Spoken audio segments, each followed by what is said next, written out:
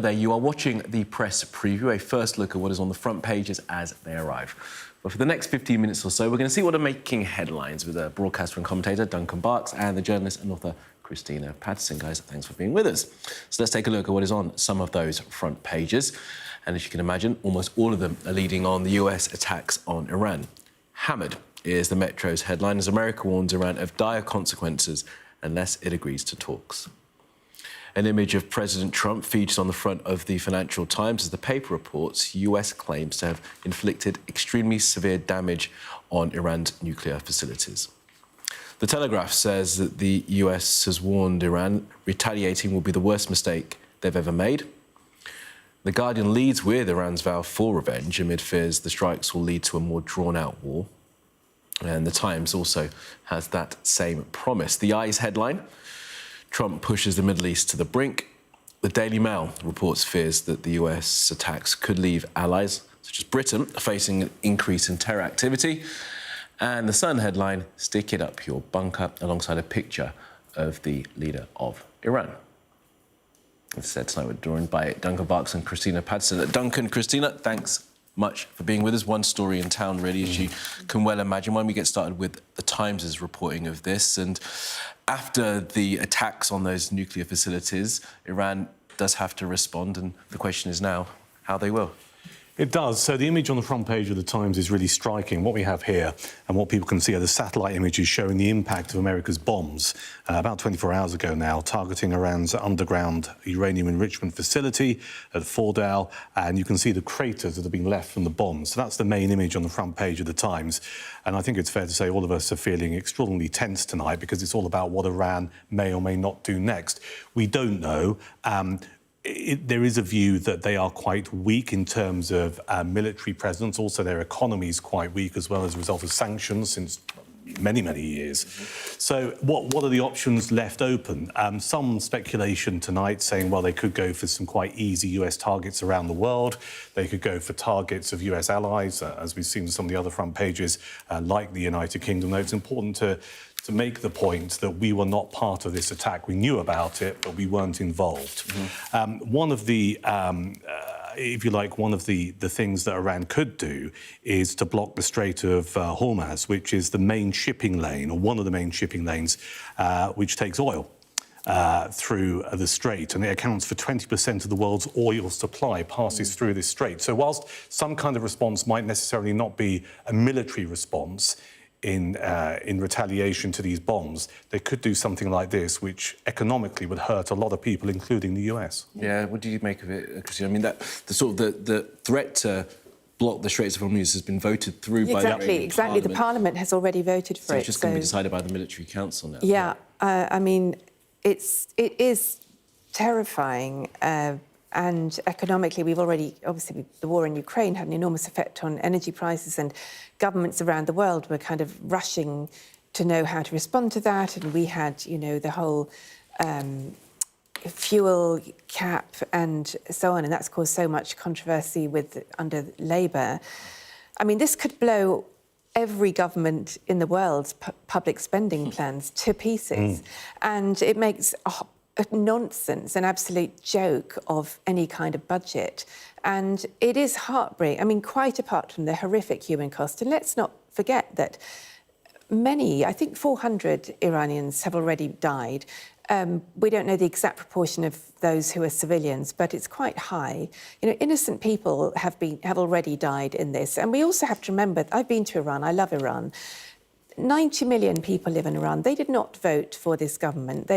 And, you know, I think most people in the world would think, yes, it'd be great not to have that government, but unfortunately, you can't bomb governments out of office. If so, I think, you know, some of us might be tempted to take some action, not with an actual bomb, towards Donald Trump. If you could just get rid of a government you don't like, that would be great. But that's not the way the world works. And it's a terrifying moment. It's terrifying economically, but obviously it's much more terrifying in military terms because this could cause terrorist attacks around the world. You know, when those of us who grew up with the IRA know what it's like to not know if you're going to come home that night, and we don't know which way it's going to go. But I do know that if there's one person I would be pleased not to be running the US at the moment, it would be Donald Trump. I can't think of a less sane or reliable person. I'm glad you qualified your thing about the bomb not being serious, but that is a fear, isn't it? Because he gave us 2 weeks for this to happen, and then it was 2 days. But that's all down to his.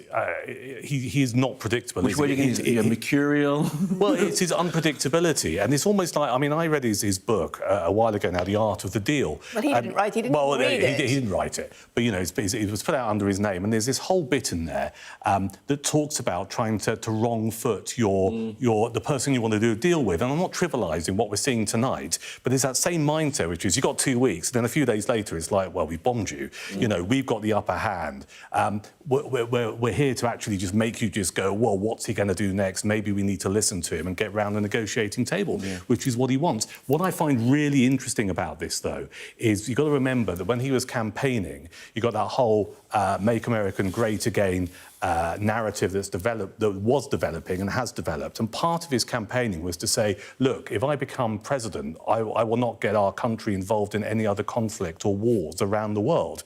Well, he's not doing that at the moment, is he? Yeah, so it's splitting his base a little bit. You've got some people just going, well, this is the right thing to do because Iran is a threat globally. But also, like his advisor, like Steve Bannon, is on the record saying, look, I don't think this was the right thing to do.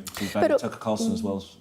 On that side of politics. Exactly. But also, Iran was around the negotiating table. I mean, it was Trump in his last term who blew up the negotiations that Obama had set up on promising nuclear. He's going to make them better than never did. Absolutely, and they were again around the table, and then Israel blew it up, and now Trump has completely destroyed that. So to say it's time to start negotiating, it's him who blew this whole thing up, and you don't negotiate when you've just been bullied into it. I mean, that's the other thing. If Trump knew anything about Iran, there is a whole concept of Taarruf. You have to understand the culture you're dealing with, and none of the people in the US government at the moment seem to have any knowledge at all about the Middle East or Iran. Well, Sir Richard Dalton used the word humiliated earlier to me today. So it's exactly not what to do. So it's really interesting, this, because it's all about pride. And there's this narrative developing tonight from Israel, which is along the lines that maybe the people of Iran can affect some kind of regime change. But that's not going to happen, is it?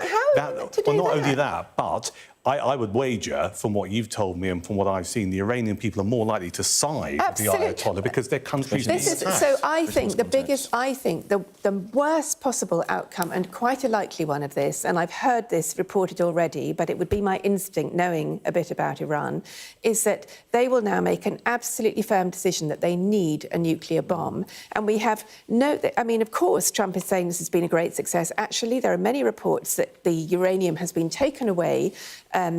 Much of it has been secreted away.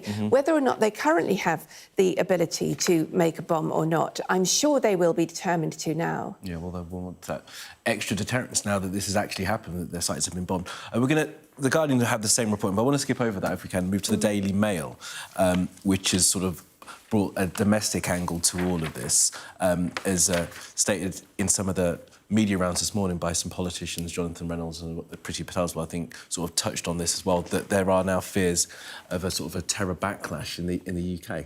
Well, potentially, and for example, we have an RAF based in Cyprus, don't we, which potentially could be a target as well. So again, there's this line that's developing tonight that the UK, some of the UK's assets, if you like, overseas or indeed domestically, could become targets, which is, we're sitting here tonight talking about it, and it's a very real threat. And I just don't know what we can do. You just have to hope that our intelligence services are switched on enough to be aware of where those threats might be. I suppose that's the asymmetric response as well that could potentially be if Iran doesn't have the capacity to sort of hit targets in the region. The groups that are here.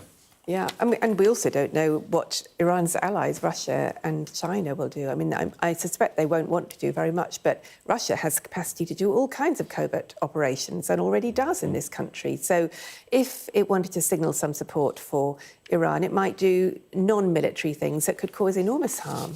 Now, I wasn't sure we were going to get to this front page of The Sun, but I do want to because you guys have got a bit of intel on this from me. You mean really old? Well, you clued me in as to what's going on here. So Go back a few decades. So, we collectively gasped earlier when this appeared in the newsroom. Stick it up your bunker, the front page of The Sun. The Sun have got form with this kind of headline. I'm old enough to remember back in 1982, the Falklands War, when the Navy sunk the destroyer, the Belgrano, the Argentinian vessel. They had a big headline saying, "Gotcha." Bear in mind, this is hundreds of sailors lost their lives. They had the Up Yours Delors headline in 1990 as well, having a go at Jacques Delors. So they've got form for this kind of stuff. I'll let viewers decide tonight whether or not this is appropriate or not. Yeah, So I think this is totally out of step. I mean, obviously, as you say, The Sun has a history of this, and I remember those headlines as well. But I think this is such a serious situation. It's completely the wrong tone to strike. And just to do that for the sake of a pun that probably gave the headline writer a moment of pleasure, it's not Well, not I on. didn't quite get as well until I had to Google it. You're not this target demographic, Kamali. I hate to break it to you. Christina, Duncan, plenty more from you later. Thanks so much for that for now. Right, let's take a look at the weather.